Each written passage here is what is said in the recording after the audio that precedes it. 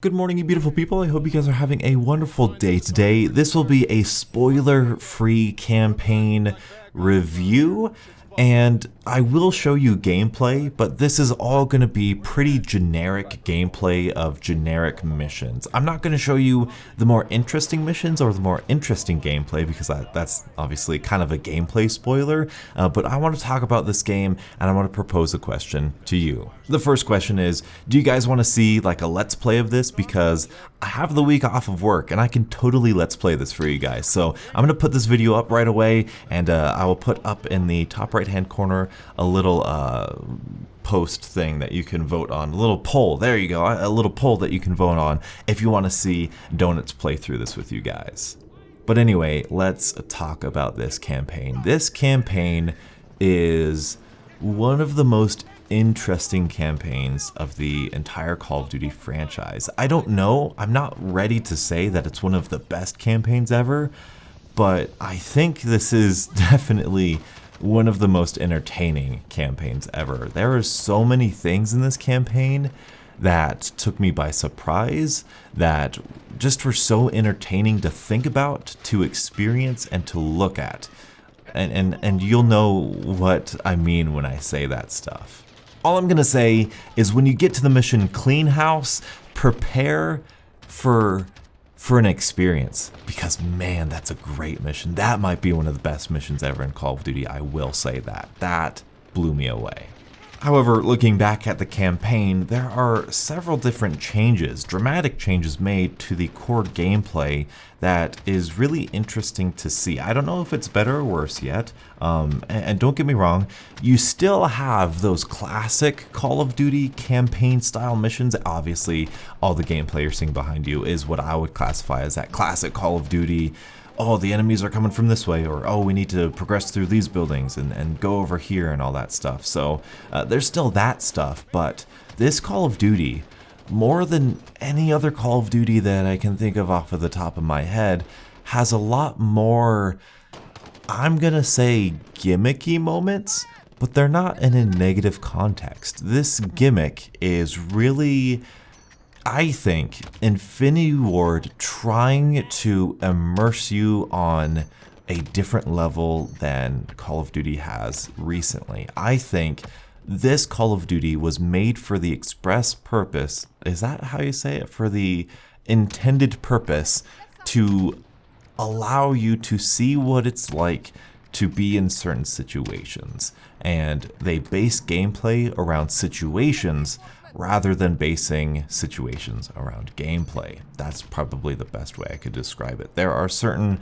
quick time events, not even quick time events, there are certain events and gameplay styles that are so different than anything we've experienced in Call of Duty that it was just a new, different experience every single mission, and I absolutely loved it. I was so entertained by it. However, it's still Call of Duty, so it still suffers from a lot of stuff that the Call of Duty campaigns suffer from. I know a lot of people love the campaigns, but you know, when I've played games like Gears of War and Dead Space and Halo, and you know, there are a lot of more in-depth mechanics in their campaigns than Call of Duty seems to have, but anyway, it's neither here nor there.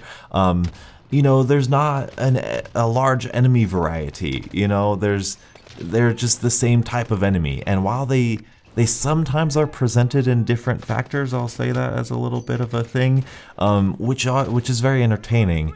You're not like adapting throughout the gameplay for a certain different playstyle or a different enemy. The weapons are still pretty much kind of the same, like an assault rifle's an assault rifle. There's not a lot of depth with all of the mechanics. Yeah, you can use a shotgun, it's different, but like, you're still shooting the same people and it's still the same experience, in my opinion. You know, it's just, if you like using a shotgun, you can use a shotgun, or a sniper, you can use a sniper. Like, the enemies and the mission is still going to react and feel the same way, in my opinion. Narratively speaking, I really like these characters, but I think that just might be me being hyped. But I really enjoyed the characters. You know, I feel like they were believable. I feel like they were grounded. I gotta give credit to where credit's due. what's his name? I think it's Brian Bloom, who wrote the story with a couple other people who deserve all the credit too. But Brian Bloom also wrote and starred in Infinite Warfare's campaign. He was Sergeant Reyes. He was both the main protagonist, the one that you played, and also the writer of that campaign, which I thought that campaign was absolutely fantastic because it was so, like, even Infinite Warfare was so grounded in reality, which sounds weird to say, but like, I feel like he and his writing team, or whatever writing team they have over there, does a fantastic job, especially with this game, so good at making you feel like you're a soldier answering the Call of Duty. And that's something that Call of Duty hasn't had for years, you know, and it's just so great to have a campaign like Call of Duty 4, like World at War, like, you know, Call of Duty 3 and Call of Duty 2, and it makes you feel like a soldier. Like, you are not this super soldier. Like, you die quickly. I was playing on regular. I was playing on regular, and I went down quickly. You know, like, I felt like a soldier. I felt like we were just, you know, doing missions together as a team, as a squad, as a task force, or whatever they called themselves. But still, I guess that was my original thing. Narratively speaking, while I love the characters and I love the writing of the characters, we don't see a lot of development for the characters. We don't see a lot of stuff happen to them. We do see some stuff happening to them, and they have some character development, but you're not crying for a robot here in like you were in Infinite Warfare. You know, like, there's some cool moments, there's some great moments, there's some a lot of moments in this game, both gameplay wise and narratively speaking.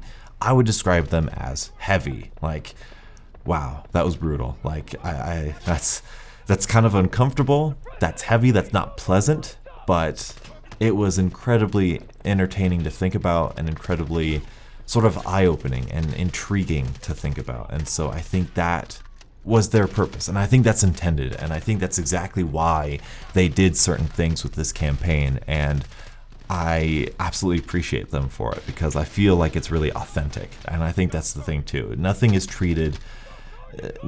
expressly treated like this bombastic, fun adventure film like previous Call of Duties have had, where it's like, oh, it's an action movie. This doesn't feel like an action movie. This feels like a war. This feels like a dreadful, horrible, awful thing that's happening that you're playing through. And they've hit that theme. They've hit that tone so well. Yes, some bombastic things happen. Yes, some typical standard Call of Duty, that's probably not really realistic stuff happens, but it's all just focused with its tone, and it takes itself seriously, and it hits it out of the park, in my opinion.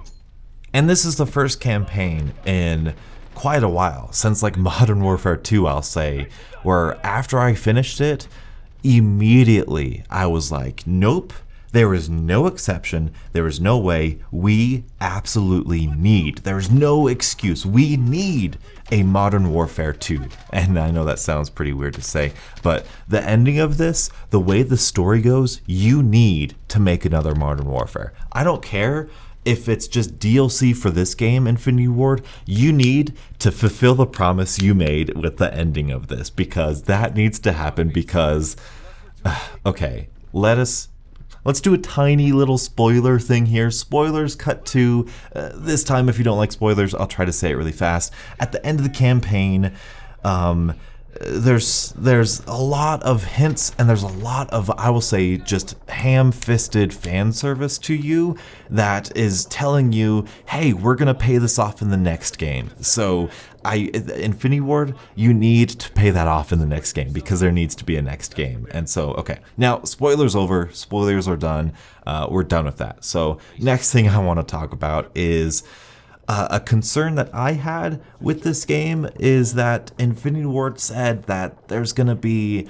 some characters from the original trilogy making a return, perhaps in a different form in this game, and I thought that this game was really gonna be kind of ham-fisted with its implementation of that. I thought it was going to be like, look at this, it's this person, and who are you? Oh my goodness, it's that person, and oh, isn't that funny that he said that? And I'm so glad to say that that is only in the very, very last cutscene of this game. That sort of attention to detail and that sort of attention to, oh, these are all Easter eggs from the previous Modern Warfare trilogy, all of that is kept to one big cutscene at the end, so that's kind of your little treat once you get there. So I'll hype you guys up for that if you haven't seen it. But there are a lot of stuff I will spoil for you because I think it's a little tiny one in the second mission.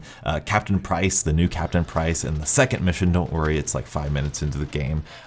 You're going through somewhere and he's like, hey, check those corners. And so there's moments like that where it's like, it doesn't break the immersion at all. It doesn't break the fourth wall at all. It's not like he's winking at you saying this thing, but there are several iconic dialogue moments from previous Call of Duty titles that appear here.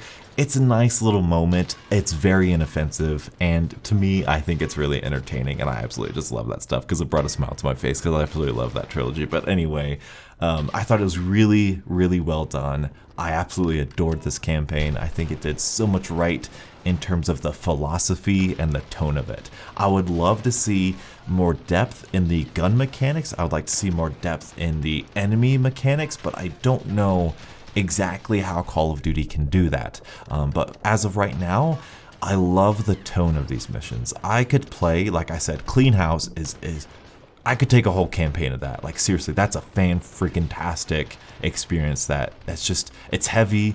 It's the perfect embodiment of what like a Modern Warfare Call of Duty is. Like that's just, oh, it's fantastic. I'm gonna have to go play it again because it's just so great. But anyway, that's all I have time for you guys today. Please let me know in the poll, do you want to see me play this game? I might not play it on like veteran or realistic or anything. It might just be hardened because I can get really frustrated really easily and just kind of give up on it. But let me know in the comment section below. What do you think about the campaign? Have you played the campaign? Spoilers for everybody. It's still pretty fresh in our brains, so be kind. Don't try to spoil everything in the comment section below. But anyway, thank you guys so much for watching. Until the next absolutely beautiful Modern Warfare morning. I'll catch up with you guys later. And as always, stay beautiful.